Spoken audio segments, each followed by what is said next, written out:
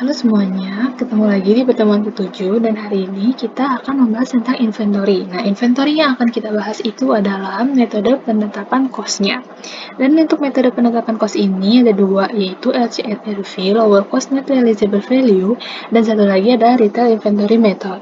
Nah, LCNRV ini adalah metode pencatatan nilai inventory dengan membandingkan nilai cost atau nilai yang biasa kita catat perusahaan, biasa diambil dari nilai purchase ya, dengan nilai Net Realizable Value atau NRV. Nah, NRV itu apa? Adalah nilai yang diperkirakan oleh perusahaan yang akan didapatkan dari penjualan inventory. NRV itu didapat dari selling price dikurang cost to sell dikurang cost to completion.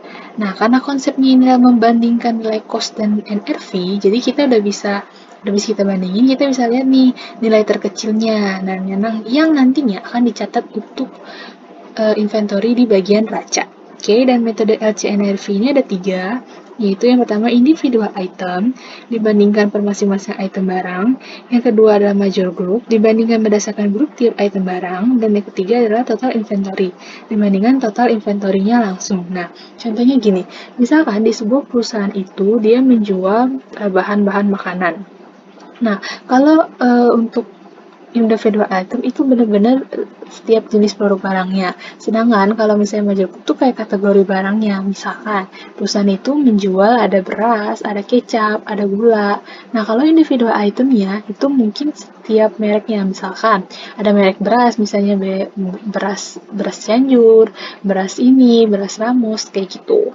Nah, kalau misalnya major item tuh kayak beras, susu, itunya aja. Sedangkan kalau misalnya inventory itu benar-benar perincian nama produknya. Sedangkan kalau total inventory itu semua persediaan yang ada di perusahaan itu di total langsung aja, grand totalnya, lalu dibandingkan antara nilai cost dan juga NRV-nya. Lalu ada dua metode penyesuaian LCNRV. Yang pertama COGS dan yang kedua adalah loss method. Nah, penyesuaian ini bisa dilakukan jika nilai inventory-nya menurun. Dan kalau kalian perhatikan juga di sini adalah direct dan indirect. Direct dan indirect ini bisa dibilang adalah metode penghapusannya. Nah, untuk metode penyesuaian dan juga metode penghapusannya, ini cuma berbeda nama akunnya aja. Misalkan, kalau untuk metode penyesuaiannya, untuk COGS, itu maka di sebelah debitnya itu namanya adalah COGS. Oke, kalau kalian perhatiin di COGS dan COGS. Sedangkan untuk direct itu di sebelah kreditnya itu adalah inventory, kalau indirect adalah allowance. Nah, itu juga berlaku untuk loss method. Kalau misalnya dia di sebelah debit, kalau misalnya loss method di sebelah debitnya adalah loss due to decline of inventory to NRV. Nah, kalau misalnya di sebelah kreditnya, kalau misalnya direct ya inventory, kalau indirect juga sama. Kayak gitu, cuman bedanya kreditnya pakai allowance. Oke, jadi ini bener-bener cuman beda nama akunnya, nama pencatatan akunnya aja. Lalu kita masuk ke recovery. Nah, recovery ini akan dilakukan jika inventory meningkat. Dan recovery ini hanya bisa maksudnya tidak boleh dilakukan melebihi nilai awal inventory. Jadi benar recovery itu misalkan ada inventory meningkat nih dari tahun sebelumnya. Itu emang bisa di recovery tapi selama tidak melebihi nilai awal inventory itu sendiri. Contohnya gimana? Contohnya inventory awal dalam tahun 2019 adalah $20.000 dan inventory akhir 2019 adalah $18.000. Jurnal yang diperlukan jika tahun 2020 nilainya menjadi 21.000 kan harusnya 21.000 kurang 18 dong, terjadi kenaikan 3.000 ya kan. Tapi ternyata nggak bisa karena inventory awal 2019-nya adalah 20.000. Oke, jadi paling maksimal yang bisa dilakukan adalah 20.000 dikurang 18.000. Jadi, recovery-nya hanya 2.000. Oke, dan recovery ini juga dibagi menjadi dua, ada COGS method dan juga loss method. Untuk lebih rincinya, recovery ini dan juga tadi penyesuaian ini nanti akan dibahas di materi tambahan ya. Oke, lalu kita masuk ke retail inventory method. Nah, retail inventory method ini biasa dilakukan atau diadopsi oleh supermarket. Nah, perusahaan menerapkan persentase biaya pada harga penjualan retail perusahaan untuk menentukan persediaan akhir berdasarkan biaya. Dan terdapat dua metode. Yang pertama, metode konvensional dan juga yang kedua, metode cost. Untuk metode konvensional sendiri tidak dihitung markdown dalam perhitungan rasio, sedangkan metode cost memperhitungkan markdown dalam perhitungan rasio. Perhitungan rasio ini biasanya berguna untuk menentukan ending inventory dari setiap metode ini.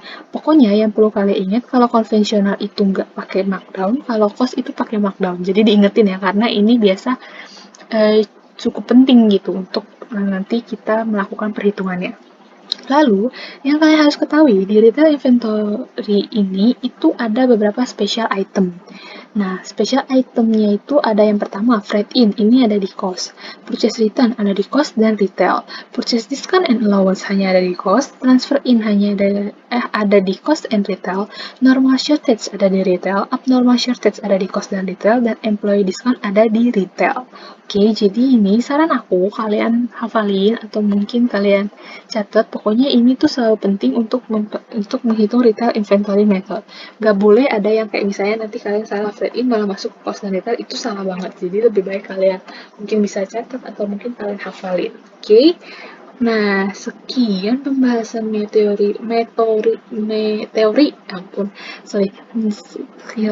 untuk pembahasan teorinya, dan kita akan lanjut ke materi tambahan.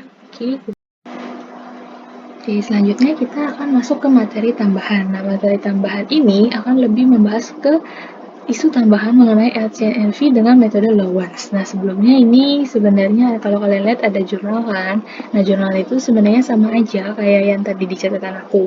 Ada kalau reduction of inventory to NRV, yaitu COGS pada inventory atau Lowens.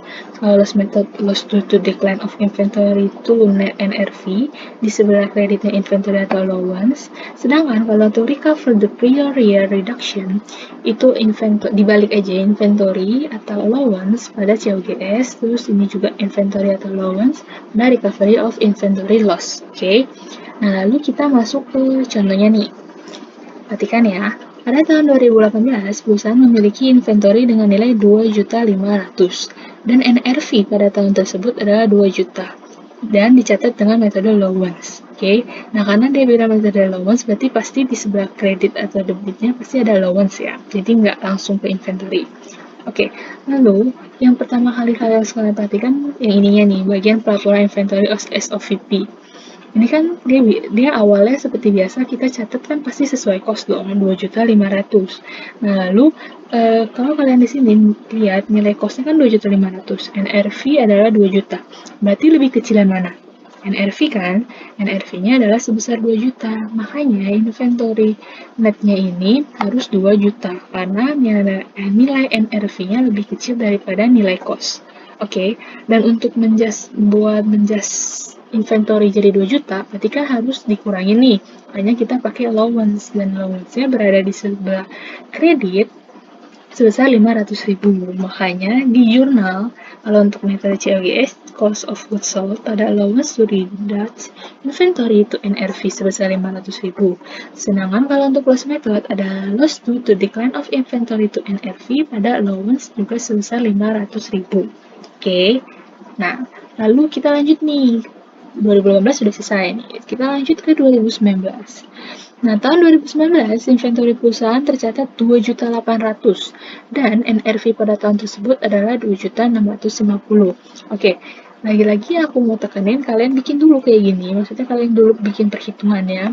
Kan inventory di awal di perusahaan kan dicatatnya 2.800.000. Lalu inventory net yang nanti akan diakuin sama kita setelah penetapan cost ini adalah nilai NRV, karena nilai NRV-nya jauh lebih rendah daripada nilai cost-nya kan. Nah, nilai inventory ini adalah 2.650.000. Nah, selisihnya itu adalah 150.000 karena 2.800.000 dikurang 260 adalah 150.000. Nah, sebenarnya konsep allowance ini tuh sebenarnya agak mirip kayak AFDA atau mungkin bisa dibilang sama. Karena kalau kalian perhatikan, misalkan nih, allowance di tahun 2018 ini adalah 500.000 di sebelah kredit. Oke, ini bisa dianggap sebagai saldo awalnya.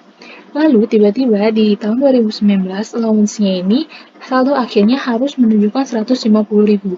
Berarti berkurang kan? Gimana caranya biar allowance ini yang dari saldo awalnya di sebelah kredit 500.000 menjadi 150.000? Berarti kan harus dikurangin. Nah, karena ini selagi saldonya dodonya di minus, makanya allowance-nya harus di debit. Oke, di debit sejumlah selisihnya 500 dikurang 150.000 adalah 350.000. Jadi sebenarnya ini konsepnya sama kayak kalian cari penyesuaian itu aja, bad debt expense atau AFDA kayak gitu. Nah, untuk jurnalnya itu dibalik, karena kan tadi allowance-nya mau nggak mau di debit karena harus mengurangi allowance-nya kan. Nah, allowance-nya di debit sebesar allowance to reduce inventory to NRV sebesar 350.000 dan di sebelah kreditnya adalah COGS dan ini adalah kalau untuk loss method adalah allowance to reduce inventory to NRV pada recovery of inventory loss sebesar 350.000. Oke, sebenarnya konsepnya kalian harus perhatikan adalah saldo ini dan ini. Saldonya ini. Nah, lalu di sini ada tambahan penjelasan nih. Kenapa di jurnal 300.000 sedangkan di tahun 2019 selisihnya hanya 100.000?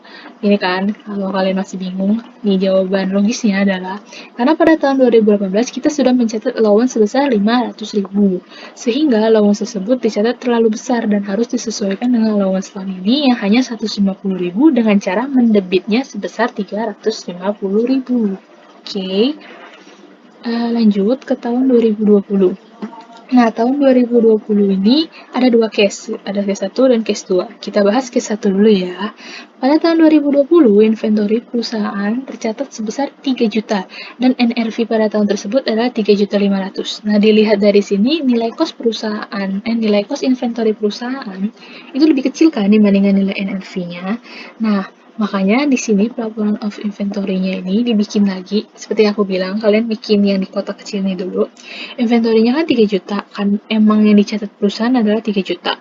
Lalu karena NRV-nya terlalu besar, jadi kita nilai inventory-nya tetap pakai yang cost. Jadi nggak ada allowance nih, ya kan? Nah, sedangkan kalian ingat, kalau saldo awal allowance tahun 2019 ada nih minus 150.000.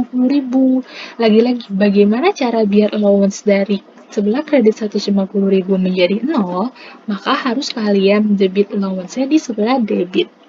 Maksudnya mendebit allowance-nya gitu ya.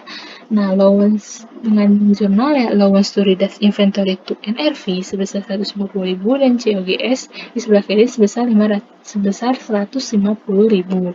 Kalau untuk loss method sama aja, cuma perbedaan di sebelah kreditnya itu recovery of inventory loss. Tuh. Nah, terus atau enggak kalian bisa baca juga nih keterangannya. Kenapa kan kayak gini? Karena pada tahun ini inventory dicatat sudah secara wajar. Karena NRV yang dimiliki perusahaan lebih tinggi daripada cost dari inventory. Nah, lalu oleh karena itu perusahaan tidak lagi membutuhkan akun allowance sehingga akun allowance bisa ditutup oleh perusahaan. Oke, ini adalah untuk pembahasan case 1.